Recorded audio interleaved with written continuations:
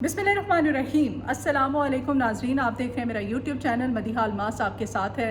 नाजरीन ग्रामी, आज का वीलॉग, इसमें बात करेंगे मौलाना फजल रहमान साहब जिस तरह से ललकारे मार रहे फिर रहे हैं, इसके पीछे वजूहात क्या हैं। मौलाना फजल रहमान साहब एकदम से सीधे हुए हैं। वो कहते हैं जी वर्दी वालों, एजेंसी वालों, हमें डराओ मत, हमें धमकाओ मत, हम डरने वाले नहीं बल्कि हम बिगड़ने वाले हैं। वो कहते हैं जी शराफत से रहोगे तो शराफत से रहेंगे, बदमाशी करोगे तो हम भी बदमाशी करेंगे। उन्होंने कहा कि वो हम नहीं हैं जिनको तुम लोग इस्लामाबाद आने से रोक सकोगे, जिनको रोकते हो तुम, यानी कि उनका तहरीक इंसाफ की तरफ इशारा था। यहाँ पे इस मुल्क में जिस तरह से मौलाना फजल रहमान साहब अब अलल ऐलान इदारों का नाम ले लेके, एजेंसियों का नाम ले लेके उनको ललकार रहे हैं, तो क्या इस मुल्क में क़ानून सबके लिए बराबर है? इमरान खान साहब की माजी में कुछ जो उनका तर्ज सियासत था, अब वो जिस तरह से खिताब करते थे, बात करते थे, और मौलाना फजल रहमान जो कुछ कर रहे हैं, क्यों मौलाना फजल रहमान साहब के हवाले से अभी तक सब खामोश बैठे हुए हैं?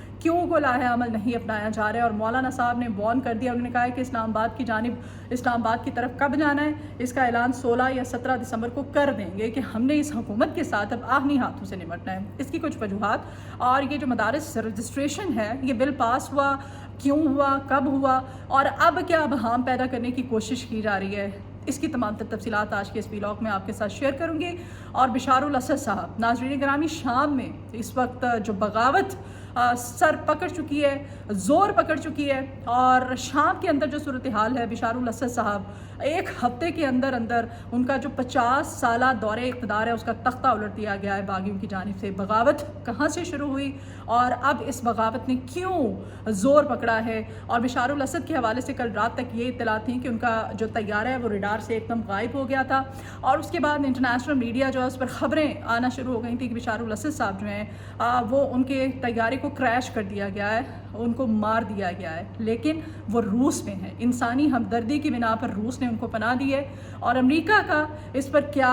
रद्द अमल सामने आ रहा है, और मशरिक़ वुस्ता में जो शाम की सूरत हाल है इसका क्या असर पड़ेगा, तो मेरे साथ ही रहिए। नाज़रीन ग्रामी, मौलाना फजल रहमान साहब हुकूमत, ब्यूरोक्रेसी, इस्टेब्लिशमेंट को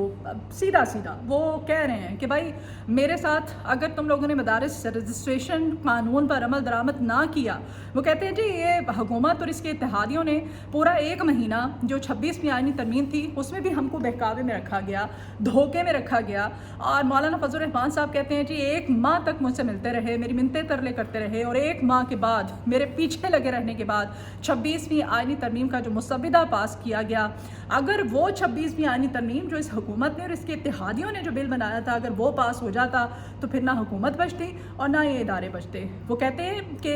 56 शिकें थी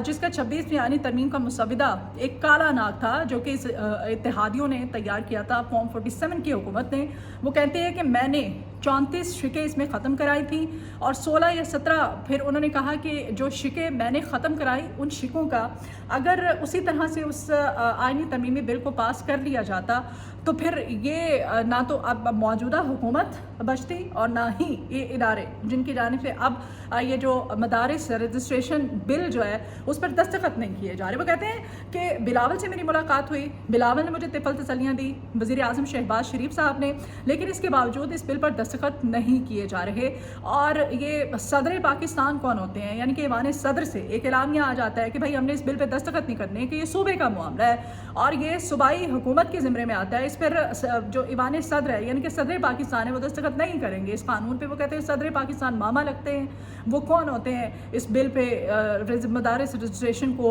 इस बिल को पास ना करने वाले। बेसिकली ये अगस्त 2019 को, उस वक्त पाकिस्तान तहरीक इंसाफ की हुकूमत थी और उस वक्त के जो वफाकी वज़ीर तालीम थे शफकत महमूद साहब ने ये मुआहिदा किया था। ये मुआहिदा ये हुआ था कि ये मदारिस जो है ये इनके रजिस्ट्रेशन होगी, और मदारिस जितने भी मदारिस हैं पाकिस्तान के अंदर, इनके जितने भी अदाद शुमार हैं ये इकट्ठे करने की जो वाहिद मजाज अथॉरिटी होगी वो वजारत तालीम होगी। और इस बिल को, इस कानून को, इस मुआहिदे को करने का बेसिक पर्पज़ ये था कि ये तमाम तर रिकॉर्ड में आ जाएं, और जो मदारिस हैं उसमें जो दीनी तालीम दी जाती है उसमें उन तलबा को दुनियावी तालीम भी दी जा सके। नाज़रीन ग्रामी, इस बिल वो जो मुआहिदा हुआ था उस मुआहिदे के नुकात में एक नुक्ता ये भी था कि इसमें गैर मुल्की तलबा हैं वो भी तालीम हासिल कर सकते हैं। साथ ही साथ یہ بھی کہا گیا تھا کہ جو مدارس کی رجسٹریشن نہیں کرواتے ہیں ان مدارس کے خلاف سخت قانونی چارہ جوئی کی جائے گی، یعنی کہ ان مدارس کو بند کر دیا جائے گا۔ اور یہ بھی پابند کیا گیا تھا کہ یہ وہ مدارس، تمام مدارس اپنے بینک اکاؤنٹس کھلوائیں۔ اب مولانا کہتے ہیں جی یہ اب ہم پیدا کرنے کی کوشش کر رہے ہیں، اور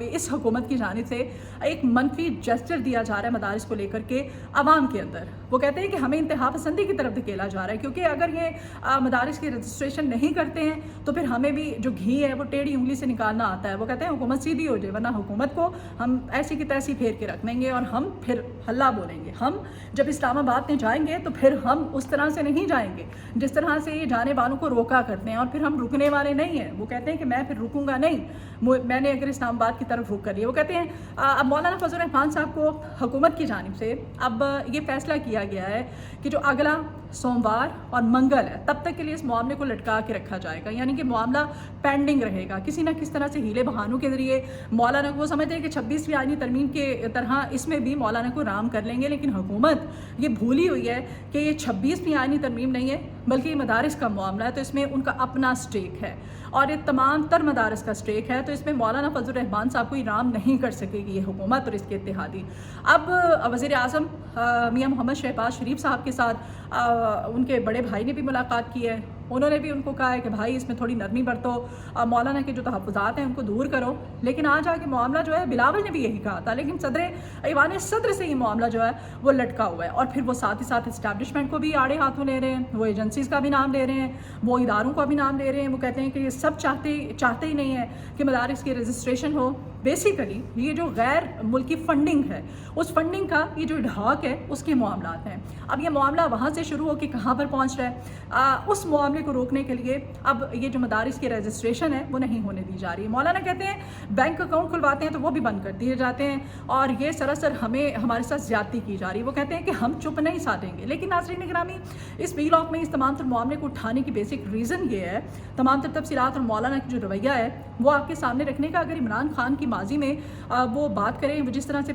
خطابات کرتے تھے، تقاریر ان کی ہوتی تھیں، تو اس میں ان کو اتنا سخت رویہ نہیں ہوتا تھا، ان کی جانب سے وہ سخت الفاظ استعمال نہیں کیے جاتے تھے، وہ اس طرح سے نہیں للکارا کرتے تھے، اور اس کے باوجود جس طرح سے سخت سٹانس لیا گیا، پاکستان تحریک انصاف کی جو ہرڈلز کریٹ کی گئیں، آج عمران خان جیل کے اندر بیٹھے ہوئے ہیں، ان پہ جس طرح سے مقدمات بنا دیے گئے، مولانا فضل الرحمان صاحب جب اس طرح سے سرعام اجتماع میں کھڑے ہو کے، جلسوں میں کھڑے ہو کے جس طرح سے للکارتے پھر رہے ہیں، کیوں خاموشی اختیار کی ہوئے ہیں؟ دیٹ مین کہ اس ملک میں قانون سب کے لیے یکساں نہیں ہے، اس ملک میں تمام تر حقوق جو ہیں وہ سب کے لیے یکساں نہیں ہیں، یعنی کہ جو مقتدر حلقے چاہتے ہیں وہی کیا جاتا ہے۔ اب مولانا فضل الرحمان صاحب نے کہا ہے کہ وہ 16 یا 17 دسمبر کو اب وہ فیصلہ کر لیں گے۔ بہرحال اب یہ دیکھیں کہ مولانا فضل الرحمان صاحب کا یہ جو طرز سیاست ہے اور یہ جو رویہ ہے، اس پہ کب تک یہ سب خاموش بیٹھے رہتے ہیں اور کب کوئی ایکشن لیا جاتا ہے یا پھر اس میں کچھ امینڈمنٹس کی جاتی ہیں اس معاہدے میں، اور کس طرح سے یہ رجسٹریشن جو مدارس کی وہ کی جاتی ہے۔ ناظرین گرامی، شام میں جو اس وقت صورتحال ہے، سب سے پہلے تو یہ آپ کو بتاتی چلوں کہ وہاں پر 300 سے زائد پاکستانی ہیں، جس میں زوار ہیں، زائرین ہیں جو کہ زیارتیں کرنے کے لیے جاتے ہیں، جو کہ اس وقت حضرت زینب علیہ السلام کے روضہ مبارک میں پناہ لیے ہوئے ہیں۔ وہاں پر جو صورتحال ہے، ہوائی فائرنگ کی جا رہی ہے۔ میری خود ایک وہاں پر موجود جو پاکستانی زوار ہیں، نقوی صاحب، ان سے میری بات ہوئی تھی اور انہوں نے بتایا کہ وہاں پر حالات بہت کشیدہ ہیں، لیکن جو صورتحال پہلے جس طرح سے حالات شروع ہوئے تھے اور یہ 7 دن کے اندر اندر، محض صرف 11 دن کے اندر اندر مشار الاسد کا جو 55 سالہ دور اقتدار کا اس کا تختہ الٹا گیا ہے، آپ سوچیں کہ وہاں پر بغاوت کس لیول تک پہنچ چکی تھی، جو حالات تھے۔ نقوی صاحب جو کہ حضرت زینب علیہ السلام کے روضہ مبارک میں ہیں، وہاں پر پناہ لیے ہوئے ہیں، وہاں پر اور بہت سارے زوار ہیں، زائرین ہیں، وہاں پر وہاں کے جو رہائشی تھے وہ بھی ہیں۔ اب وہ حکومت پاکستان سے ریکویسٹ کر رہے ہیں، ان حکومت پاکستان اور پاکستانی سفارت خانے سے، کہ ان کی مدد کی جائے، ان کو وہاں سے جتنی جلدی ہو سکتا ہے ریسکیو کیا جائے، کیونکہ وہاں پر فضائی آپریشن بھی معطل ہے اور وہاں پر کرفیو لگا ہوا ہے، اور وہاں پر جو زائرین ہیں 350 کے قریب، 300 350 زائرین ہیں، وہ کہتے ہیں کہ ہمارے پاس صرف پینے کے لیے پانی پانی رہ گیا ہے، کھانے پینے کی تمام اشیاء بھی ختم ہو چکی ہیں اور باہر ہم نہیں نکل سکتے ہیں، ہم یہاں سے موو بھی نہیں کر سکتے ہیں۔ اب پاکستانی سفارت خانے کو چاہیے کہ جلد از جلد وہاں تک رسائی حاصل کی جائے، ان کو جا کے وہاں ہمارے جو پاکستانی ہیں وہاں پر پھنسے بیٹھے ہیں ان کو ریسکیو کیا جا سکے۔ ناظرین گرامی، یہ جو بغاوت ہے یہ صرف 11 دن کا یہ تمام تر سین ہے، اور اس 11 دن کے اندر 24 سالہ بشار الاسد، اور اگر اس سے پہلے ہم ہسٹری میں چلے جائیں تو بشار الاسد کے جو والد تھے حافظ الاسد، انہوں نے جب اپنے دور اقتدار میں یعنی کہ 1971 میں انہوں نے شام کے اندر فوج سے بغاوت کی تھی، اور فوج کے ساتھ بغاوت کرنے کے بعد انہوں نے وہاں پر اپنی ڈکٹیٹرشپ کا آغاز کیا تھا، اور یہ کل ملا کے یہ 55 سالہ دور اقتدار بنتا ہے۔ اس 55 سالہ دور اقتدار میں یعنی کہ 1971 سے 2000 تک بشار الاسد کے والد وہاں پر رہے، ڈکٹیٹرشپ ان کی رہی، اور اس کے بعد جب والد کا انتقال ہوا تو پھر بیٹے نے یہ قبضہ جو ہے وہاں پر کر لیا تھا، اور بیٹے کی حکومت ابھی تک چل رہی تھی۔ ناظرین گرامی، وہاں پر کہا جاتا ہے کہ جس طرح سے ظلم ڈھائے گئے، لوگوں کا قتل عام کیا گیا، ناحق مارا گیا، لاکھوں کی تعداد میں لوگوں کو وہاں کے جو ان پہ ظلم و بربریت کے پہاڑ ڈھائے گئے، ان کا جو قتل عام کیا گیا، اس کے پیش نظر لوگ اب یہ بغاوت جو ہے یہ شروع ہوئی تھی، اور اس بغاوت میں جو عرب ممالک ہیں اور امریکہ ہے، وہاں کے جو باغی ہیں ان کو بھرپور سپورٹ رہی ہے۔ وہاں پر خانہ جنگ بھی ہوتی رہی مختلف ادوار میں، وہاں پر رشیا بھی رہا، وہاں پر امریکہ بھی رہا، وہاں پر جو صورتحال رہی مختلف ادوار میں، مختلف خانہ جنگی کے جو ادوار رہے، لیکن اب جو صورتحال ہے وہ پراکسی وار ایک دم سے پھر ختم ہوئی، اور پھر وہاں پر بشار الاسد صاحب جو ہیں اب ان کی حکومت کا تختہ الٹ چکا ہے۔ بشار الاسد وہاں سے جب فرار ہوئے تو کل رات گئے تک انٹرنیشنل میڈیا پر بھی اور ہمارے مین اسٹریم میڈیا پر بھی یہ خبریں ایک دم سے آنا شروع ہو گئی، بشار الاسد جو ہیں ان کو مار دیا گیا ہے، ان کا طیارہ جو ہے اس کو کریش کر دیا گیا ہے، اور اس کے بعد پھر ابھی جو تازہ ترین اطلاعات ہیں بشار الاسد کا جو طیارہ تھا اس کے بارے میں، تو سب سے پہلے میں آپ کو بتاؤں کہ شامی صدر کا جو طیارہ تھا وہ 2 منٹ تک اس کا جو ریڈار کا ڈیٹا تھا وہ اب حاصل کیا گیا، اور اس کی اطلاعات کے مطابق طیارے کو 8725 فٹ کی جو بلندی ہے اس سے مسلسل نیچے آتے ہوئے دیکھا گیا تھا، ریڈار کا وہ جو ریکارڈ ہے 2 منٹ کا اس کے اکارڈنگ، اور رفتار جو ہے 819 کلومیٹر فی گھنٹہ سے 159 کلومیٹر فی گھنٹہ رہی، اور پھر یہ رفتار 64 کلومیٹر فی گھنٹہ پر پہنچ گئی، اور ایک دم سے جب ریڈار سے غائب ہو گیا یہ طیارہ ان کا، تو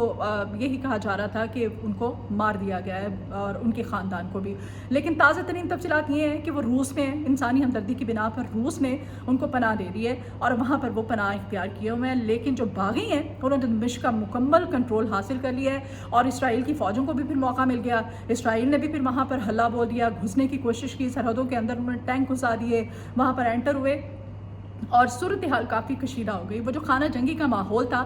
ایسے ماحول میں وہاں پر فلائٹ آپریشن معطل ہے، پاکستانی پھنسے ہوئے ہیں، ان پاکستانیوں نے ریکویسٹ کی ہے اپنی حکومت پاکستان سے، جن میں زائرین کی بڑی تعداد ہے، کہ ان کو وہاں سے جلد از جلد ریسکیو کیا جائے، اور اب تک کی اطلاعات کے مطابق بشار الاسد بھی محفوظ ہے، زندہ ہے، ان کے اہل خانہ میں بھی تمام ابھی جو ان کے افراد ہیں ان کی اہلیہ سمیت وہ بھی محفوظ ہیں، اور وہ روس کے اندر ہے۔ وی لاگ سے اجازت دیجیے، آنے والے وی لاگس میں کچھ مزید اہم ڈیولپمنٹس اور اپڈیٹس آپ کے ساتھ شیئر کروں گی۔ آپ کے فیڈ بیک کی ضرورت ہے، اپنا فیڈ بیک مجھے ضرور دیجیے گا۔ میرے چینل کو ریکویسٹ ہے آپ سے کہ سبسکرائب کیجیے اور ویڈیو کو شیئر بھی کیا کیجیے، کمنٹ باکس میں اپنی آراء کا اظہار بھی آپ کر سکتے ہیں۔ اپنا بہت خیال رکھیے، اپنی دعاؤں میں مجھے یاد رکھا کریں۔ اللہ نگہبان۔